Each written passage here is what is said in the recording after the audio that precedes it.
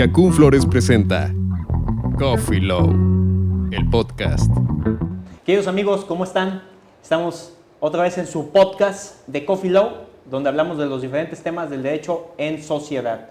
Y bueno, hoy tenemos un invitado de casa, miembro importante de los trabajos de esta sociedad, y aquí en el podcast, ya sea que nos escuches o que nos veas desde las distintas plataformas, Spotify, YouTube, o que veas algún fragmento posterior a esta publicación en Facebook. Bueno, Alfonso Fabián Barajas, socio de Fabián y Fabián, abogados SS. ¿Cómo estás, mi querido amigo? Bienvenido al podcast. Muchas gracias, Rodolfo. Me da mucho gusto que me hayas invitado, como siempre.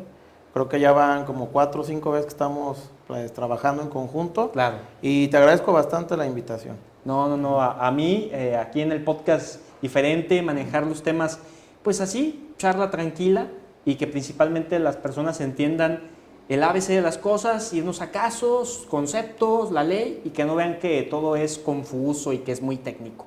El tema de hoy, medios de defensa en el ámbito fiscal. Hay diferentes medios de defensa, cada uno tiene sus bemoles, hay diferentes recursos, el amparo además, etcétera, etcétera, etcétera. Pero para empezar, ¿qué deben de entender las personas por medios de defensa fiscal? ¿Cómo los podemos explicar?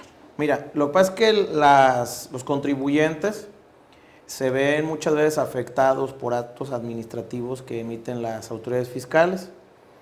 El contribuyente promedio tiene un cierto temor a utilizar las herramientas que tiene a su disposición vía Código Fiscal de la Federación, Ley Federal de Procedimiento Contencioso Administrativo, Ley de Amparo, etcétera, porque piensan erróneamente que si un contribuyente se defiende contra un acto emitido por la autoridad fiscal, entonces la autoridad va a sacar la furia, se va a enojar y van a empezar a fiscalizarlo, es decir, a auditarlo, lo van a multar, le van a cancelar los sellos para poder expedir comprobantes fiscales, etcétera. O sea, hay una interpretación que llega a ser falsa, pues, que llega a ser errónea, porque pues, la autoridad no se ensaña con nadie. La autoridad realmente, si tú te defiendes, respeta el medio de defensa, te lo resuelve y posteriormente no utiliza ninguna represalia en contra del particular.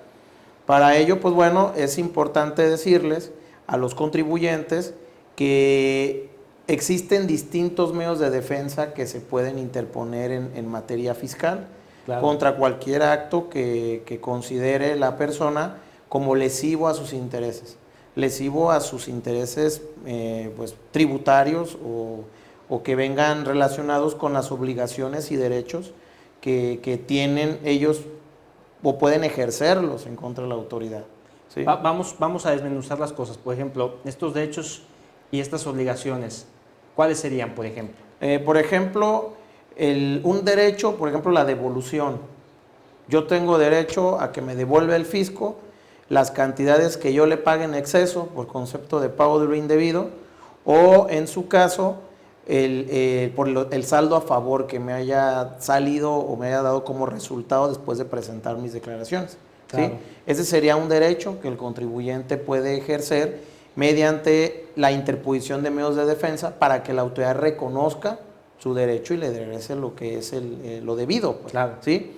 En cuanto a una obligación, por ejemplo, la de presentar una declaración y que la autoridad no te permita hacerlo, ¿sí? Actualmente yo tengo un caso que es chiquito, pero es muy interesante, donde una empresa que se dedica a la transferencia de tecnología, esta persona moral se da de alta en el Registro Federal de Contribuyentes como una persona moral en el régimen simplificado y en la cédula fiscal le ponen que él se dedica a flujo de efectivo, es decir, conforme va cobrando, va pagando impuestos y va declarando. Okay. Entonces, ellos se equivocan y se mudan al coeficiente de utilidad, que es para hacerlo de forma ya más extensiva al cumplimiento de las obligaciones.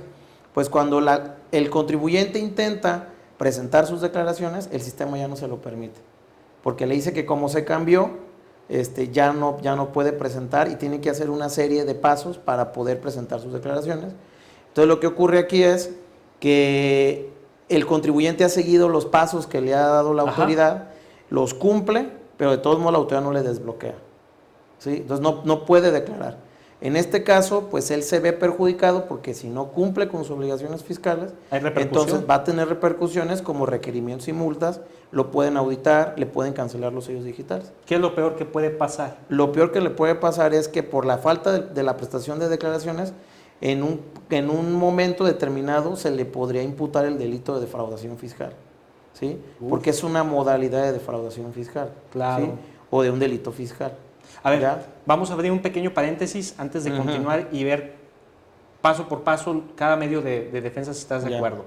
El día de hoy sabemos que si me voy a comprar un automóvil del año, no puedo gastar determinada cantidad en el automóvil porque si no, se presume que estoy incurriendo en una práctica de tener dinero de una fuente de naturaleza ilícita. Se presume de eso, ¿no? ¿De qué manera una persona puede hacer bien las cosas y también que conozcan que el hecho de comprar, por ejemplo, en este ejemplo que estoy poniendo, un automóvil, la agencia también debe acatar las leyes para que sepan que pues, tiene que haber un mecanismo para que la persona no incurra en cierta anomalía, ¿no? Lo que pasa es que existen controles por la ley antilavado. Así es. Donde cuando tú compras un automóvil, pues la agencia tiene la obligación de presentar un aviso a la Secretaría de Hacienda con el fin de que se conozca el origen de la operación y en caso de que la autoridad dude de la procedencia del recurso con el que se adquirió el vehículo, pueda ir y revisar al contribuyente, en este caso el adquirente del automóvil. Entonces, cuando eso ocurre, si no logra acreditar el origen, la autoridad válidamente puede presentar los hechos en el Ministerio Público Federal, que es la Fiscalía General de la República, para que se siga el delito de lavado de dinero. Ese podría ser un caso, ¿sí? En su momento, pues el particular tendrá el derecho a defenderse, etcétera. Por la parte de la deducción, te permite hasta 175,000 pesos que se deduzca en un automóvil que compras para tu utilización, en tu actividad preponderante, pero fuera del límite, lo que va en exceso, pues tendrías que acumular el ingreso, ¿sí? Si tú te compras un carro de 300,000 pesos, 175 se deducen y lo demás ya no se permite deducir. ¿Sale? Ok. ¿Sale? A ver, si la autoridad no respeta la deducción, entonces te podrás defender en su momento ante tribunales. Claro. No, y a ver, es lo que menos quiere una persona, ¿no? El contribuyente, la persona que somos todos nosotros aquí en el andar cotidiano. A ver, vamos entrando en materia. A ver, medios de defensa fiscal.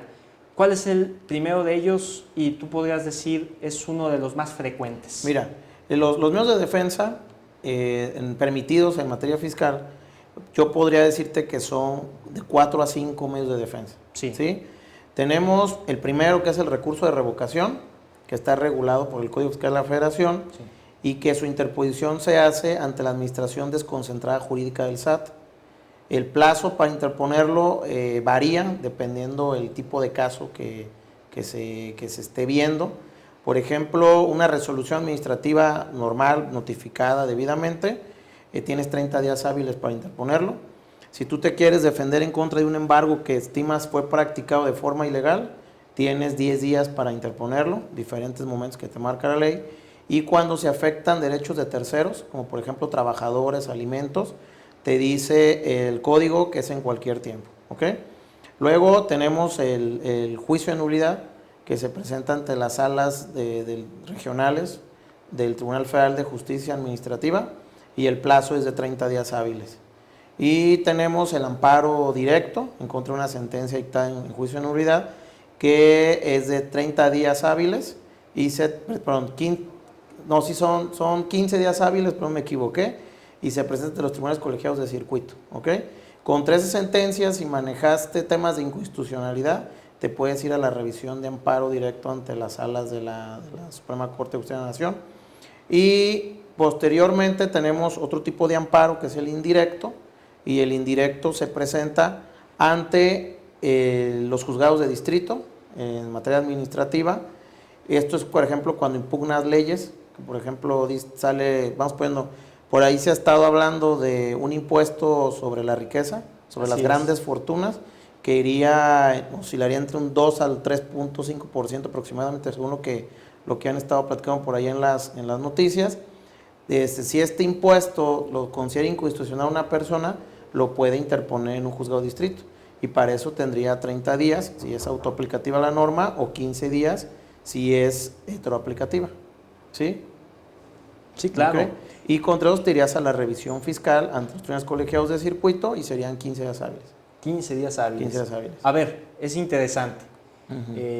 Porque la mayoría de las veces cuando se platican estos temas, por ejemplo, el impuesto a las riquezas, hay que mencionar otras dos grandes incertidumbres, ¿no?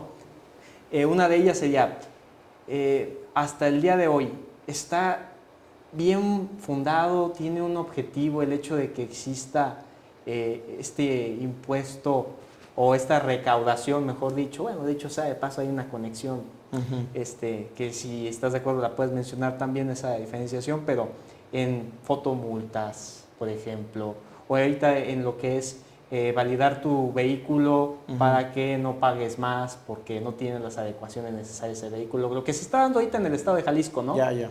Aprovechando pues que estamos viendo ahorita el tema. Mira, la parte del impuesto sobre las grandes fortunas arranca sobre un patrimonio de 20 millones de pesos y la tasa que se está manejando está entre el 2.5% hasta el 3.5%, dependiendo el monto de riqueza o de patrimonio que tengas. Ese impuesto posiblemente, estudiando pues cómo operaría, podría ser inconstitucional porque se podría considerar que hay una doble imposición.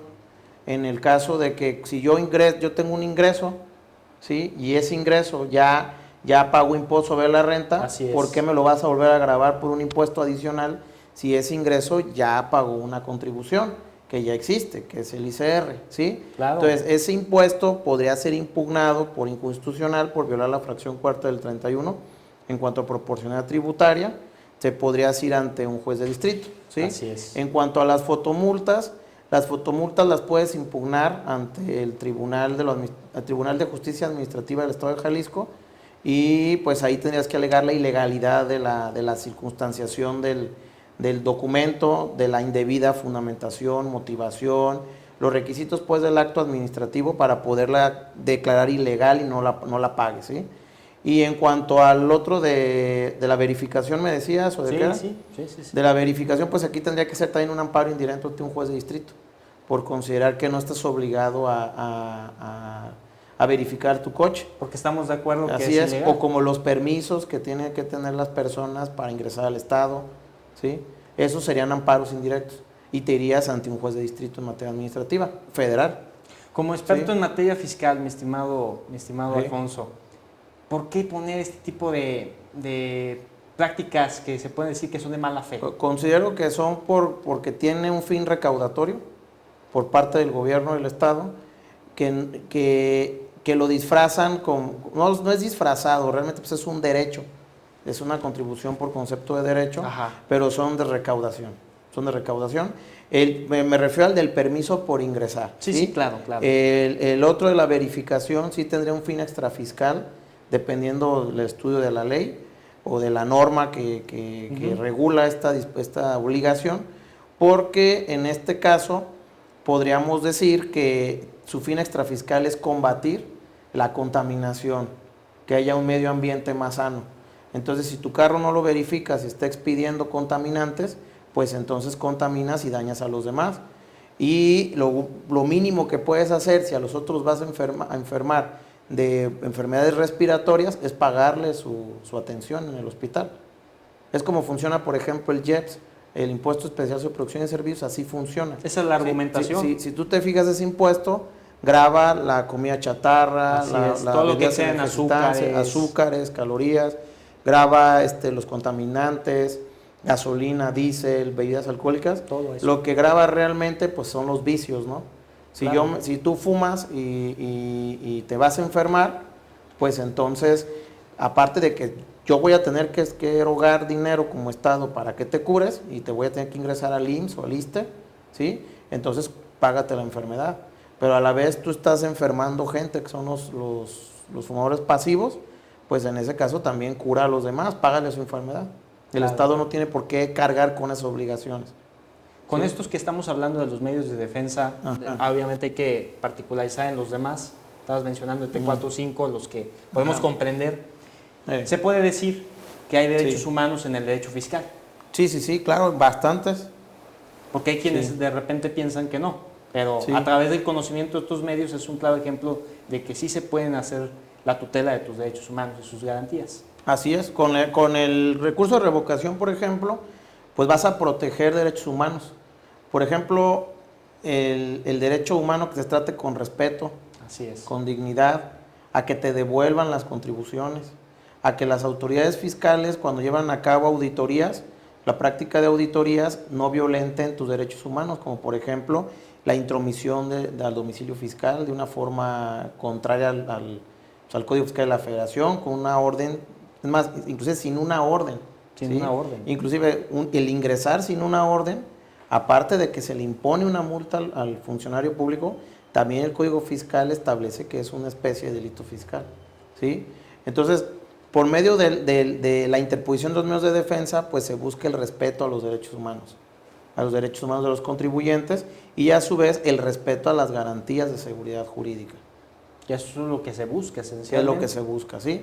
Por ejemplo, un caso puede ser que llegue una orden de visita domiciliaria, ingresan al domicilio, exhibieron la orden, la analizó la persona que recibió y, bueno, viene firmada con firma electrónica avanzada del funcionario público, aparentemente, y cuando se revisa por medios ya de sistemas, etcétera, pues el contribuyente se entera que ese funcionario no está adscrito al SAT, o por lo menos a la administración que ordenó el acto de molestia. Pues ese requisito, que es la firma, autógrafo digital del funcionario público, haría ilegal la orden por la falta porque lo firmó un funcionario incompetente, por materia y por grado inclusive, ¿sí? Entonces, al impugnarla, esa orden podría revocarse la misma y revocas toda una auditoría porque no cumplió con un requisito elemental para que fuera expedido de forma válida. Así es. Ahí tendrías un caso que podría ser muy común, ¿sí?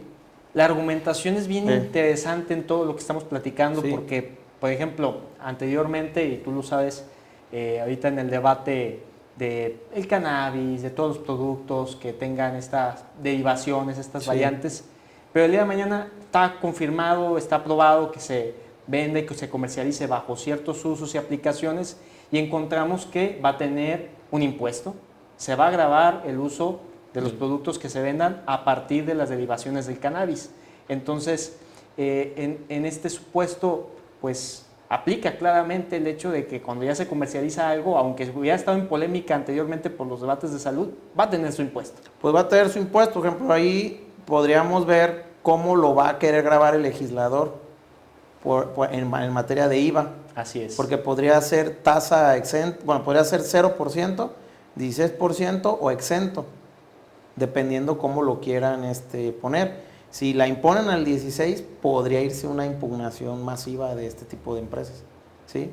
Alegando que son productos que forman parte de la canasta básica, que son medicinales y que sirven pues o para alimentación o para curar enfermedades, y por lo tanto se debe de posicionar a la empresa bajo un régimen de tributación al 0 o en la parte exenta, ¿sí? Pero no hacia el 16. Oye, y pregunta. O sea, eso podría dar pie a una serie de amparos en su momento. Obviamente, ya siendo lícito, pues se puede comercializar. Cualquier persona puede constituir una sociedad o una persona física lo puede hacer, siempre y cuando cumpla con los requisitos que diseñara la Secretaría de Salud, la COFEPRIS, etc. Y demás autoridades competentes. La Profeco y... la Profeco. Y a ver, es que ahorita que estás comentando eso me parece interesantísimo porque estamos hablando también que el día de mañana ya se están haciendo por las ingenierías en alimentos y demás, chocolates que tengan la cannabis, por ejemplo, gomitas. ¿Cómo se va a grabar cómo va a ser ese porcentaje entre IEPS, IVA, considerando el valor de la marihuana? Ahí se iría al 16%. Hay una transformación industrial. Ahí Entonces, sí. Cuando ya transformaste el producto y el chocolate, por ejemplo, un Ferrero, Ajá. que puede ser, que lo pueden hacer a base de marihuana, ¿sí? Pues ya ese chocolate no es parte de la canasta básica. no es elemental para que se alimente Ya es un un ser exceso. humano. Eso ya es un consumo, gusto. acuérdate que el IVA lo que grava es el consumo, es el Así valor es. agregado. Entonces, pues un chocolate no podría ser parte de la alimentación No. principal de un contribuyente. Entonces, ahí sí tendría que gravarse el 16. Yo considero que sería el 16%. Interesantísimo. Sí, pero podría darse el chocolate extraído directamente, que inclusive pues ahí se iría al 0% y tendría derecho a devolución. ¿Sale? O la marihuana, antes de que se enajene por vez primero. ¿Ok? Que ahí yo te recomiendo que para una plática de IVA, te invites a un buen amigo mío que se llama David Alvarado. Y él te puede dar una plática de todo lo que es de IVA. ¿Sí? Perfecto. No porque no le sepa yo, sino para respetar el tema. Excelente. ¿Sí? Órale, pues. Amigos, estoy súper feliz y cómo no, estando aquí desde Yacún Flores, donde pueden ver alrededor muchos arreglos de una alta calidad para todos los seres queridos que papá, mamá, tía, novia, novio, que deseamos dejarles siempre todo lo mejor. Y bueno, no solamente por el 10 de mayo, por el 14 de febrero, todos los días deseamos de darles un detalle fino y aquí lo podemos encontrar acompañado de chocolates, de diferentes tonalidades, grandes, enormes, hasta detalles más pequeños y todos de una amplia calidad. Y todo lo mejor aquí desde la sede principal que está ubicada por Calzada Federalismo, cruzando con la calle Jesús García y justamente aquí en Guadalajara. Pero, a ver, si eres de Tonalá, Tlaquepaque o nos estás viendo otra parte del país, bueno, probablemente en Jalisco y solamente en Jalisco hoy por hoy, a través de su sitio web también puedes ver toda la colección que hay. Y es que es una calidad súper grande, es una colección bastante amplia y a solo un clic de distancia también puedes solicitar tu pedido y te llegará a la brevedad. Así que no duden. Y además, a todos los que nos están viendo ahorita en Coffee Low, bueno, pues van a tener promoción especial, así que déjenos en los comentarios qué opinan. Ya checaron el sitio yacunflores.com. Así inmediatamente pueden ir, visitar, mandar una captura y dejarnos en Coffee Low para estar participando en las dinámicas. Así que denle su pulgar arriba, compartan y por supuesto aquí los vemos. Yo mientras tanto aquí sigo en Yacún Flores y ustedes sigan en el podcast que está fantástico el tema.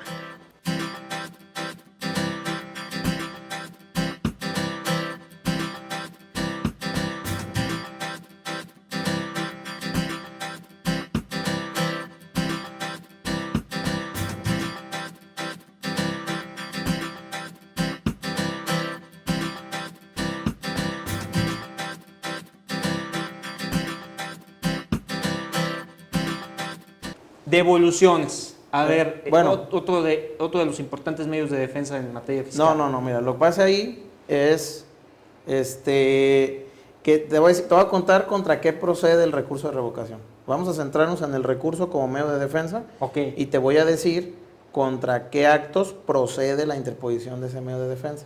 ¿Sale? Uno de ellos es el contra devoluciones. Contra devoluciones. Sí, en el código dice que son contra resoluciones definitivas que nieguen devoluciones, ¿ok? Pero aquí es bien interesante, sobre todo para el empresario o para el contador o el abogado que quiere defender a un contribuyente, si solamente es cuando se niega la devolución, pero no es así. Tiene más puntos donde sí puedes atacar una resolución que va relacionada con una devolución. Por ejemplo, tendríamos la negativa. La negativa es que tú presentas la devolución, tu solicitud, el SAT ve el fondo, o sea, revisa las pruebas y dice no se acredita nada, va para atrás, no te la voy a entregar, ¿sí? Otra es que presentas tu solicitud de devolución, el SAT revisa y dice me faltan documentos para saber si sí tienes derecho. Mientras tanto, te la regreso y te digo que te tengo por desistido de ese derecho, ¿sí? En este caso puedes impugnar, o tienes derecho a volver a presentar la devolución con las pruebas que te faltan. Ok. ¿Ya? Con las pruebas que te faltan. Pero, ¿de qué depende que presentes el recurso o no? Si sí es cierto que te faltan pruebas que no pudo valorar el SAT, entonces yo te sugiero como asesor que la vuelvas a presentar, ¿sí? Con los documentos que te faltan. Y si tú dices, oye, es que ya te entregué documentos y a pesar de eso me la sigues diciendo que te tiene por desistido, entonces ya es una cuestión de que ya la traes contra mí. Ahí sí te tienes que ir al recurso, para que ya en el recurso la jurídica valore las pruebas y diga sí o no, son suficientes y con esto se acredita el derecho. ¿Ok? Así Y otro es, caso es cuando, por ejemplo, te dicen que sí te la devuelven, sí te dan tu dinero, te deposita el SAT, o inclusive desde la resolución dice te voy a regresar tanto, pero no cuenta, por ejemplo, las actualizaciones del impuesto. Acuérdate que los impuestos se van actualizando, o bien las cantidades más bien a tu favor, o bien que no te paga los intereses. Si no te paga los intereses, puedes impugnar la resolución y decir, oye, está bien, me pagaste mi impuesto, que te lo pagué de forma indebida, la cantidad indebida, me la actualizaste, pero faltaron los intereses. Los intereses son como los recargos, pero a cargo de la autoridad fiscal. Estos me los tienes que pagar. Claro. Entonces la impugnas para que la jurídica le diga, págale también los intereses. Claro. ¿Okay? Entonces esos 3 casos podrían darse en una situación de devoluciones, ¿sí? Hay otro motivo, quitándonos las devoluciones, que serían todas aquellas resoluciones donde no se determinen créditos fiscales, pero que sí le causen un agravio al particular. ¿Sí? Ok, ¿como cuáles serían? Por ejemplo, ahí sería en un supuesto de cancelación de los sellos digitales. ¿Los sellos para qué te sirven? O los certificados ¿para qué te sirven?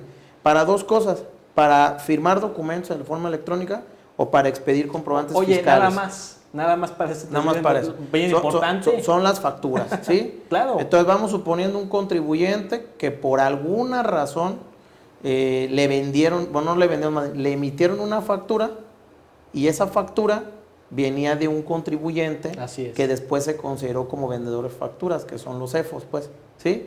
Ok, al recibir la factura y estar listado el otro en las páginas del SAT, en las listas, el otro puede tener un perjuicio, un problema. ¿Cuál? Que si él no retira esa factura de su base de deducible y la acumula, entonces el fisco, al ver que no se autocorrige, le va a restringir de forma temporal los sellos. No lo va a dejar facturar. En este caso se trata de un contribuyente que no tiene problemáticas con el SAT, que ha sido limpio, que tiene una actividad preponderante de vida, lícita, etcétera, pero que hubo un problema de repente que no se dio cuenta que un contribuyente le facturó un servicio que inclusive sí prestó, claro, y que le quitó la posibilidad de facturar, ¿sí? En ese caso te puedes ir al recurso de revocación. Solamente en ese caso. Hay otros casos, por ejemplo, ese mismo contribuyente, al ser considerado como una persona que deduce operaciones inexistentes, o sea, que compra facturas, lo van a listar en las listas negras del SAT, ¿sí? Lo van a listar en las listas negras del SAT, que es pues el de contribuyentes incumplidos, lo van a quemar.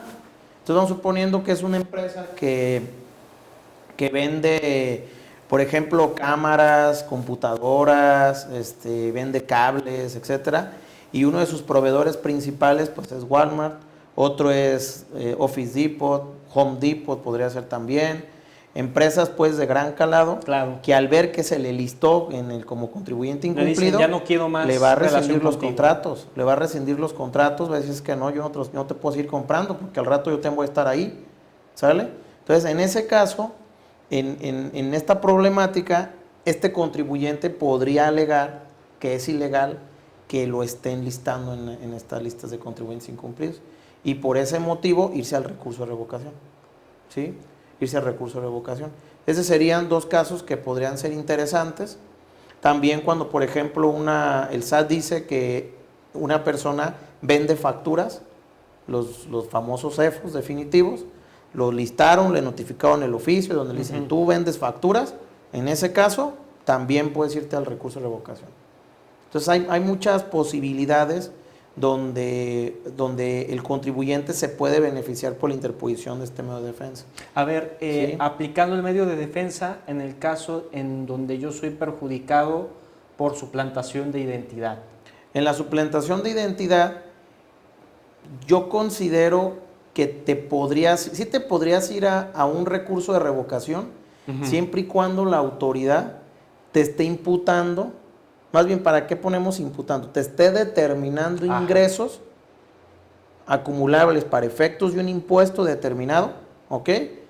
Y diga, por esos ingresos que están en esa cuenta bancaria, tú me pagas impuesto de la renta, tú me pagas el IVA, lo que se llaman las presuntivas fiscales, ¿sí? Tú me pagas el IVA, me pagas el ICR. Ok. Pero pues resulta que esa cuenta bancaria, aunque está exactamente a mi nombre, no soy yo. Oye, pero está tu RFC, sí, pero eso yo no soy yo, alguien me robó mi identidad y ahí se depositaron recursos y por lo tanto yo no soy. Pero obviamente hay que tener pruebas, ¿sí? Y ¿Cuáles podrían ser las pues pruebas? la prueba principal, la primaria, sería la denuncia. Denuncié. Donde denuncias, donde acredites que esa cuenta tú jamás la aperturaste, que no corresponde a tu firma en el contrato de apertura de la cuenta bancaria, ¿sí? Que inclusive no corresponde desde tus aplicaciones. Hay periciales en materia electrónica, sistemas, Sí, claro. donde se puede acreditar desde dónde salió la transferencia y a dónde se destinó. Y puede ser que ahí digas, pues la computadora no es mía. La computadora inclusive desde donde se disparó la transferencia. Sí, la dirección IP. Viene de Estados Unidos y la recibió una persona que vive en Veracruz. Y esa persona tiene el mismo nombre que yo, pero yo no soy, no concuerda, ¿sí? Y tienes que hacer esa investigación como afectado para sí, demostrarlo. para poder demostrarlo como contribuyente, ¿ok? Pero simplemente para que se te nulifique, o más bien se te revoque la determinación de sus ingresos. En la parte de la penal te vas a tener que ir al Ministerio Público, levantar la denuncia e irte pues a hacer las investigaciones, que se abra una carpeta de investigación. Pero eso ya sería cuestión del MP, de la Fiscalía, claro. ¿Sí? Ya eso en la materia fiscal nada más te ayudaría para lo que te comento. Lo otro es otra cosa. Sí, totalmente. Que ahí sí es importante que en cuanto se pierda una identificación o algo, inmediatamente la denuncia debe estar presentada en el MP, porque la cuestión ahorita ya ni es fiscal, es la cuestión de la Unidad de Inteligencia Financiera. Yo he tenido clientes que les suplantaron identidad y les están imputando un frego de ingresos que dicen vienen de recursos de procedencia ilícita y les bloquean las cuentas bancarias. No, y a ver, y luego los denuncian, también. En el pequeño paréntesis también que nos mencionas, a ver, por cierto, queridos amigos, no olviden, pues esta es una charla de café, su cafecito, su agua, nos acompañen de forma cómoda. A ver, el pequeño paréntesis en donde tú me dices, a ver, te aperturan una nueva tarjeta porque tienen tus datos, ¿no? Tienen tus datos personales para poder aperturar todo lo que ellos quieran como criminales, cibercriminales, etcétera, como los queramos denominar. En este caso, cibercriminales. Pero no solamente es el caso de que aperturen una nueva cuenta, es el caso de que utilicen tu cuenta y utilicen el recurso que tenían y obviamente no van a estar haciendo las acciones fiscales que tú harías como el titular de esa cuenta, ¿sabes? No, sí, vamos a reportar los impuestos por el uso inadecuado y sin autorización que hicimos de esta persona a la que le robamos su cuenta de débito, de crédito. Entonces, ¿de qué manera yo también como particular digo, es que esos 500,000 pesos que yo tenía guardados en el banco, yo no los saqué? Que tú no los erogaste, pues. Así es. Pues tenías que presentar las denuncias. También. Una denuncia por el robo de los recursos, ¿sí? Un fraude electrónico, ciberfraudes. Y con la esperanza de que también haya devolución también, ¿no? Pero eso ya lo tendrías que hacer vía penal, vía Conducef, vía Comisión Nacional Banca de Valores. Tendrías que irte por otro lado, ya no fiscal. ¿Tú lo ves muy poco probable? La parte fiscal no tiene nada que ver. No tiene nada que ver, pero tú lo ves poco probable el hecho de que el día de mañana yo tengo 500,000 pesos fuera de mi cuenta, de que haya oportunidad de devolución, o tú lo ves prácticamente imposible. O sea, fuera de tu cuenta, yo considero que no te pueden devolver si el fisco no se benefició de alguna manera de forma indebida. Acuérdate que la pauta para que te devuelva el SAT es que quien se esté enriqueciendo de forma ilegal, ¿sí? O ilícita, enriquecimiento ilícito, sería el propio SAT, ¿sí? La propia autoridad fiscal. Si se está enriqueciendo el señor Ramírez, pues al SAT no le importa. Más bien es cuestión penal donde se presenten las denuncias, detengan al señor Ramírez y se obligue a que repare el daño. Exactamente. ¿Sí? Que repare el daño, pero eso ya es cuestión penal, ya es un tinte de un delito financiero, ¿sí? Puede haber un abuso de confianza, un fraude, etcétera. Puede haber muchas cosas ahí. Importante porque es pregunta que normalmente siempre nos hace nuestra comunidad Y bueno, aprovechamos, aunque no sea enteramente en la materia, porque Sí. va acorde en ciertos puntos, Sí. ¿no? De posterior a lo que estamos platicando, ¿cuál sería otro punto interesante en todos estos medios de control fiscal? Ok, habría otra parte muy interesante que también puede ser interpuesto el medio de defensa cuando se considere que prescribió un crédito fiscal. ¿Qué me refiero? El fisco determina, iba a pagar por 100,000 pesos, por decir algo, ¿no? Lo hizo a través de una auditoría y posteriormente pues te la notifica, no te defiendes, pasan 5 años y el SAT nunca llega a requerirte el pago, ¿ok? Llega a los 7 años y te quiere requerir el pago, entonces en ese momento tú vas a defenderte mediante el recurso y vas a decir, a ver, espérate, ya pasó el plazo para que vinieras a pedirme que te pagara, ya se extinguió la obligación fiscal. Entonces, para esos casos puedes presentar el recurso de revocación contra el procedimiento administrativo de ejecución, que es el embargo que te intenta hacer el SAT o que te lo llega a hacer, te lo consumó. Entonces, en ese caso, es importante que el empresario también entienda que también los créditos que impone el SAT se extinguen por el solo transcurso del tiempo. El transcurso del tiempo puede ser de 5 a 10 años, pero al prescribirse, que eso se llama prescripción, pues o una de dos, tú puedes solicitar que el SAT declare la prescripción del crédito o dejarlo así, ¿sí? Pero si te lo llega a requerir, te puedes defender. Por supuesto. ¿Okay? También es importante decirles aquí en qué casos no procede el recurso, contra qué tipo de resoluciones, que son muy usadas por las empresas. Por ejemplo, unas son las consultas fiscales. La consulta fiscal es sencillo, ¿ok?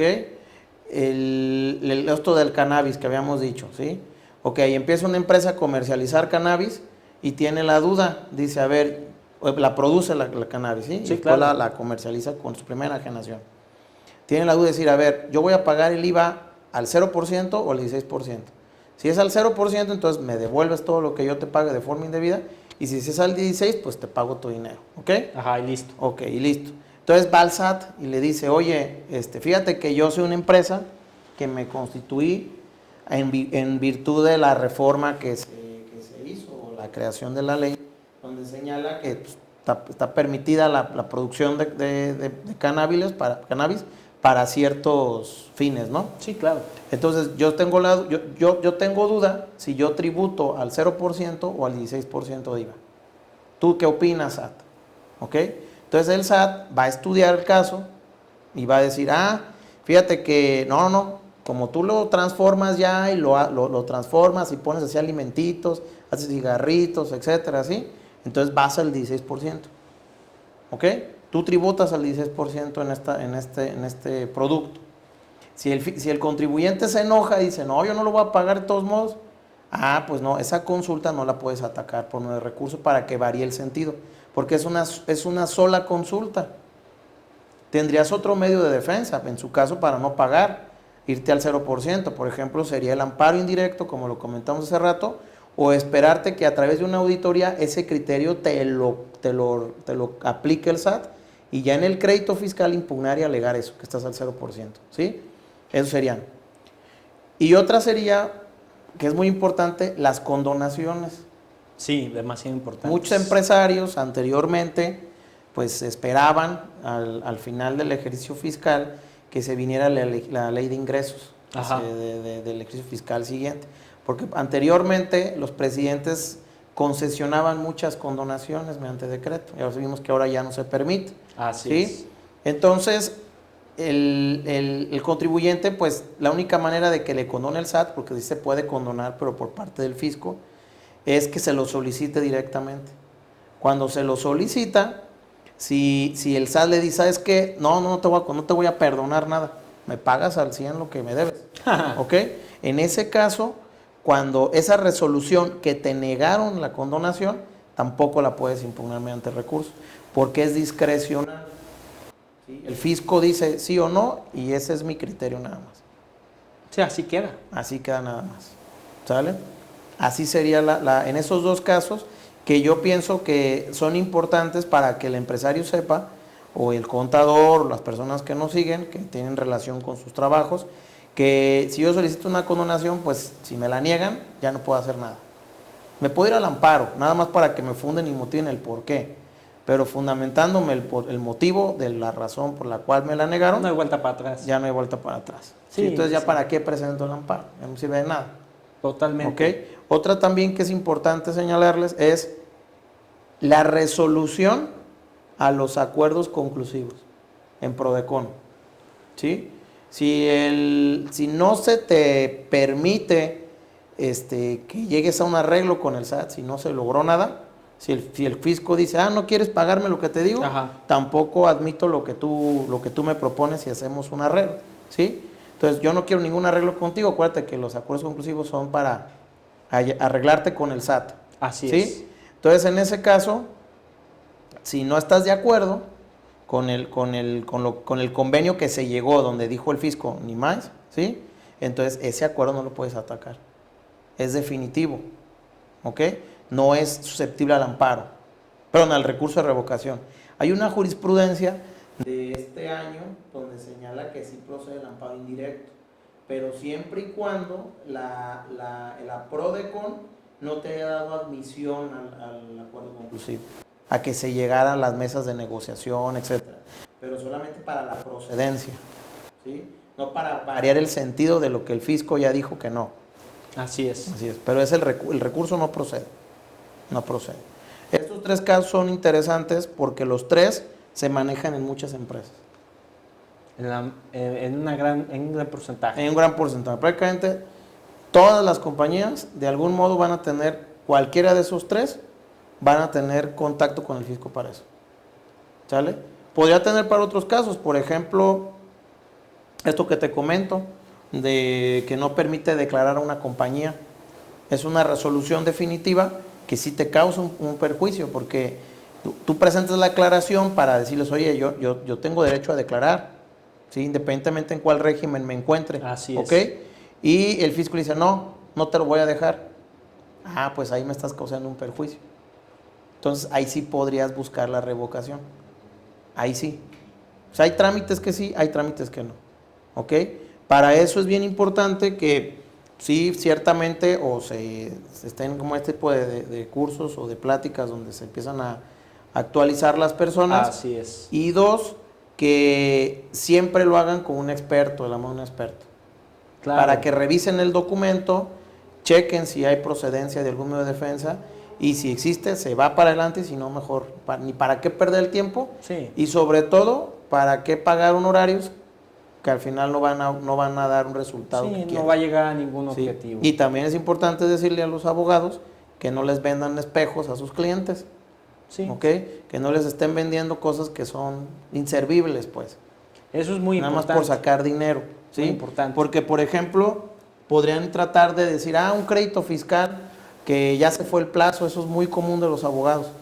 Les dicen, no, yo te rescato con la notificación, la declaro ilegal y vamos a irnos al Pura fondo. falacia. Y no lo logran. Ajá. Realmente las jurisprudencias están casi todas de la mano del SAT para que cualquier irregularidad que haya en la notificación se convalide. Entonces es muy difícil lograr revocar una notificación personal. Las electrónicas incluso son más fáciles, ¿sí? Entonces si llega un creditote, yo he tenido experiencia con colegas de créditos de 50, 100 millones de pesos, que se les fue el plazo a las empresas para defenderse. Entonces dicen ellos, no, yo te lo defiendo y que mira, y les cobran. Y cuando llega el resultado, dice el tribunal, o dice la jurídica, No. es válida la notificación, la consentiste y me pagas el crédito fiscal. ¿Sí? Entonces, en ese caso, pues las empresas las metiste en un problema por dos razones. Porque se les va a actualizar el crédito, o sea, van a deber más dinero en un determinado tiempo, le van a imponer más recargos, porque va a deber más dinero, y además ya le pagaste a un abogado un porcentaje. Y un abogado te va a estar cobrando un asunto de unos 20 millones de pesos, te lo va a estar jugando entre un 8 hacia arriba. Así ¿sí? es. Ya los que te vengan por abajo del 8 o 7%, pues ya nomás lo quieren agarrar por agarrarlo. ¿Sí?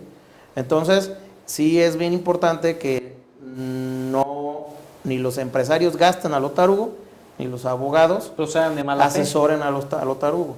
Sí, Y también. agarran asuntos que ya están prescritos, ya están perdidos. ¿Sí? Muy importante, estimado Alfonso. Y bueno, cerraría, como siempre digo, parcialmente aquí este podcast contigo, obviamente para continuarlo en algún episodio más adelante, Sí. sobre esto que hemos convergido los dos hace poco en un curso de FinTech y de blockchain ante el IE, que estuvo muy bueno, muy interesante, muy completo el curso, el seminario, y hacían cosas muy interesantes, comentarios en base a todo este reporte de cuestiones que tú generas a través de criptoactivos. Es muy interesante porque decía, bueno, a ver, tú lo tienes que convertir de tal manera para que rindas lo que el SAT te solicita y quítate de problemas.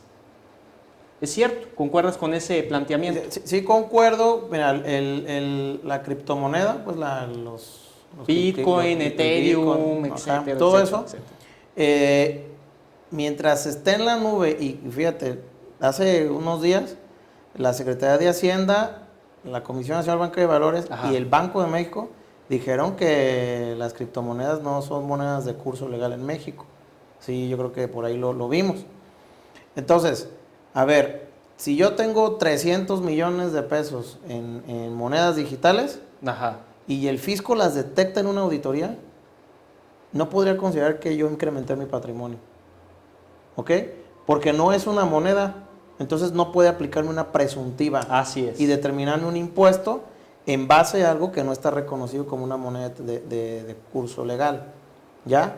Ahora, si el que tiene es el dueño de las criptomonedas, lo convierte a pesos, por medio de alguna institución financiera o algo, ese ingreso al ingresar al patrimonio, ese ya sería susceptible impuesto de la renta. Ese ya está sobre los pisos de ya lo que sobre el consideran piso del las SAT. instituciones. Sí, ahora, otra cosa bien secretarias. importante que yo considero, Así es. inclusive ni la institución financiera tendría por qué permitir que se transforme el dinero mientras no sea reconocido por las autoridades, en este caso, que regulan el sistema financiero. Pero sin embargo lo permite. Lo está permitiendo, pues estoy viendo que hay gente que compró Ethereum y todas las monedas con que todas hay, las, ¿no? con las monedas, compraron carros en México de esta marca de Elon Musk, ¿cómo se llama? Sí, Tesla. De Tesla, ¿sí? Luego ya él dijo que ya no quería eso y se cayó el valor de las Claro, monedas, claro. ¿no? Y después que siempre sí, ¿no? Y que después que siempre sí. Pero aquí hubo mucha gente que compró. Yo Claro. conozco 2, 3 personas que compraron su Tesla y lo hicieron con criptomonedas, ¿sí? Y con esta... Y compraron casas otras personas en Chapala. Sí, claro. Y en este punto que estamos mencionando, importante comentar, pues, que en estas exchange, ¿no? Como Bitso, que recientemente hace un par de meses fue mencionado como unicornio en nuestro país, Sí. pues es donde te depositan estos criptoactivos Bitcoin y tú haces el cambio a través de una institución tradicional para que esto se convierta a euro, dólar, peso mexicano, etcétera, etcétera, etcétera. Pero como dices, ahí hay una laguna. Porque Sí. mientras tanto acá te dicen, oye, pues no te lo puedo sacar porque no está considerado como dinero tradicional, la institución sí te lo convierte. Así es. Ahora, ayer dijo Raquel Buenrostro, que es la jefa del SAT, que va a haber una reforma fiscal laxa. O sea, va a ser nada más como para... Lo que van a buscar en la reforma fiscal, que va a entrar en vigor el próximo año, es que sea más sencillo el cumplimiento de las obligaciones fiscales de los contribuyentes. Pero yo creo que sería importante que también le metieran allá un candado ya. En caso de que se detecten criptoactivos, la autoridad podrá determinar de forma presuntiva sus ingresos, porque es riqueza al final de cuentas, por la que compras por Mercado Libre, por Amazon, por todo lo que es el e-commerce, pues. Oye, pero en este planteamiento, por Sí. ejemplo, un poquito O más... sea, sí te sirven para enriquecerte, un poquito más para comprar, perdón. de Sí. pensamiento crítico en donde dices, bueno, estamos ciertos en el pensamiento que hay que cumplir con nuestras obligaciones, Sí. pero también estamos ciertos en que existe libre mercado. ¿En qué punto no vulneras el libre mercado con decir, ¿sabes qué? Es que la innovación tecnológica no es significado para que no cumplas con tus obligaciones, pero luego el libre mercado también me lo estás exterminando porque no estás permitiendo que exista nada. Las personas después van a decir, bueno, no hay manera de hacer cosas nuevas sin que el día de mañana me digan impuesto. Mira, aquí hay un acuerdo que se está haciendo con países de la OCDE, que forman la OCDE dentro de, o sea, la OCDE está participando con varios países donde están interviniendo 193 países, 192 países de 198 aproximadamente, donde están diciendo vamos a imponer una contribución global a todas las aplicaciones tecnológicas. A todas. A todas. ¿Con qué fin? De que sea análoga en todos los países, que todas tengan la misma tasa de impuesto para que se pueda grabar sí o sí el comercio digital, de contenido como Netflix, Amazon Prime, todo lo que conocemos, lo de la música, Spotify, sí, el de los hoteles, Airbnb, todo eso, Airbnb. Sí. O sea, que se les grabe ya a las compañías de forma directa. El problema es que muchas de esas compañías son más tramposas y le trasladan el impuesto al consumidor, cuando quien lo debe de enterar son ellos. Entonces, o sea, eso es lo que tienen que ver, que el impuesto sea directo a ellos. Es difícil resolver ese problema. Sí, tiene que ser directo. Y lo que se está buscando ahí precisamente es lo que es la evasión fiscal. Hay países que están diciendo que no. ¿Sí? Sí, uno de ellos es Irlanda. Ajá. Irlanda tiene mucho manejo de paraísos fiscales. Ahora, entonces allá se van a ir a hacer residencia las compañías, ¿sí? Y allá les van a ocultar el impuesto, les van a ocultar las cuentas bancarias de dinero que tiene procedencia de origen de países que no son considerados offshore, pues. Ahora, desde tu punto de vista... Y el detrimento es al país donde generan la riqueza. Está correcto, están en su libertad de decir no, pero está correcto que digan, ¿sabes qué? Yo no quiero esto, tú lo consideras evasión fiscal, yo lo considero oportunidad. Está en lo correcto, porque al final acuérdate que nos basamos en la autodeterminación de los pueblos. Ajá. Cada quien elige cómo llevar a cabo su forma de gobierno, cómo se regula. Pero el hecho de que no estén también trae implicaciones comerciales. Sí, porque estamos hablando de comercio global. De diplomacia. Entonces países como por ejemplo Inglaterra a lo mejor le bloquea mercancías para importar de Irlanda acá, porque son prácticamente... son vecinos casi. Y cuando trasladamos ese contexto a nuestro país, recordamos el TEMEC, ¿no? O sea, el TEMEC, decir, México Canadá, sí lo aceptó, México sí está dentro del marco de esa contribución, y obviamente porque le conviene. Así es. Sí, no, y si no incumple además el acuerdo comercial que existe con Estados Unidos y Canadá. Así es. Muy importante. Está interesante esa parte. Estimado Alfonso, pues... el comentario editorial final que quieras compartir ahorita en este podcast. El comentario final es que no le tengan miedo al fisco y se defiendan los contribuyentes, utilicen las herramientas que están disponibles tanto en las leyes fiscales como en la Constitución y en la ley de amparo, para evitar que, mientras más nos defendemos, las autoridades más nos respetan. Así es. Considero que los contribuyentes no le deben de tener miedo al SAT, ni miedo al IMSS, ni al Infonavit. Realmente las autoridades deben de respetar nuestros derechos, y nosotros, dentro de nuestros derechos y nuestras garantías jurídicas, tenemos la oportunidad de defendernos frente a los actos que consideramos arbitrarios por parte de las autoridades fiscales. Así es. Y considero que mientras más nos defendamos, más nos respetan las autoridades. Por supuesto. Más nos van a respetar las autoridades, y quitarse ese velo de la mente, el empresario, el contador, la persona que es contribuyente, de que si te defiendes te van a sancionar, te van a perseguir o te van a auditar, no te van a dejar tranquilo. Eso es totalmente mentira. Nos tenemos que defender y hacer uso de lo que nos da el derecho, como el recurso de revocación, el juicio de nulidad, el amparo, etcétera. Y muy importante, y además estamos recapitulando estos medios de defensa fiscal que hemos estado hablando hoy, su utilidad, los casos. Y pues Alfonso Fabián Barajas, queridos amigos que nos escuchan desde Spotify, saludos a todos los que están desde YouTube o que nos vean desde Facebook. Alfonso Fabián Barajas, socio de Fabián y Fabián Abogados SC. Y pues te agradezco mucho, gracias por estar en el podcast. Muchísimas gracias a ti, y nada más falta decir que estamos aquí desde las oficinas de Fabián y Fabián. Estamos aquí desde las oficinas importantísimas, ya vamos a dejar los datos de contacto porque vienen muchos otros cursos y nuevos proyectos para que se enteren y nos manden mensajito. Bueno, nos despedimos de su podcast. Están en su casa y les recomendamos que pasen directamente a ver todos los demás contenidos y nos dejen sus comentarios y compartan este material para que el algoritmo nos trate de lujo. Hasta pronto. Gracias.